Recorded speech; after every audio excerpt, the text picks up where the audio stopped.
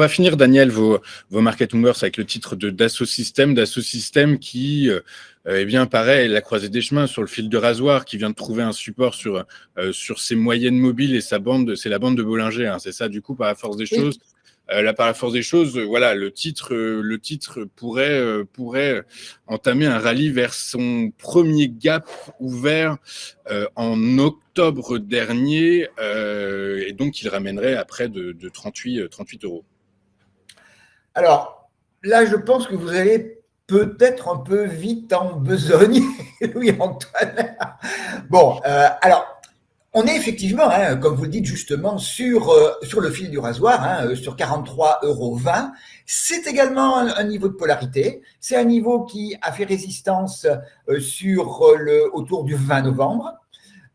On l'a franchi. On est revenu le tester à la mi-décembre, hein, avec une mèche qui montrait que les acheteurs ont défendu ce niveau.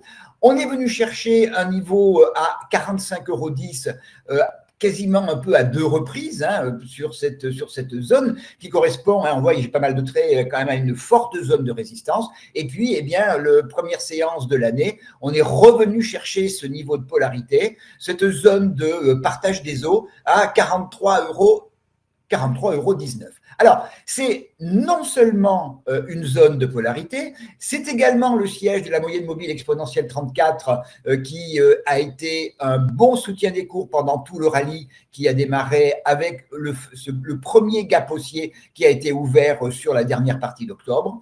Et c'est également, et ça va être important, la bande de Bollinger basse qui, elle, cette bande est haussière. Donc, si elle est haussière, cela veut dire qu'elle correspond à un véritable support. Donc, 43,19, c'est quand même un support de poids, hein. Polarité, moyenne mobile exponentielle 34 et bande de Bollinger basse. Le RSI, lui, il est un petit peu à la cave, hein, il est vraiment en mauvaise posture. Alors, si rupture il y a, je pense où effectivement il y a un élément qui ferait que la rupture serait violente et en fait retournerait la bande de Bollinger basse. Si on n'a pas de rupture, si on n'a pas de raison, et je n'en vois pas de raison de rupture violente, bon, si, il peut toujours y avoir un fort décrochage des indices, bon, mais sans rupture violente, je pense que on va rester pendant quelques temps, quelques séances autour de cette valeur de 43,19, le temps justement que la bande de Bollinger basse se remette à plat et qu'elle permette de disposer d'un minimum de volatilité pour pouvoir éventuellement repartir vers le bas. C'est quand la bande de Bollinger basse sera à plat que effectivement là le danger de décrochage se produira et effectivement si décrochage il y a, on a quand même déjà un premier niveau de support à 41,37 puis un deuxième à 40 € avant de venir vers le gap que vous avez évoqué tout à l'heure, hein, qui a été le deuxième gap ouvert fin octobre autour de 38,21 €.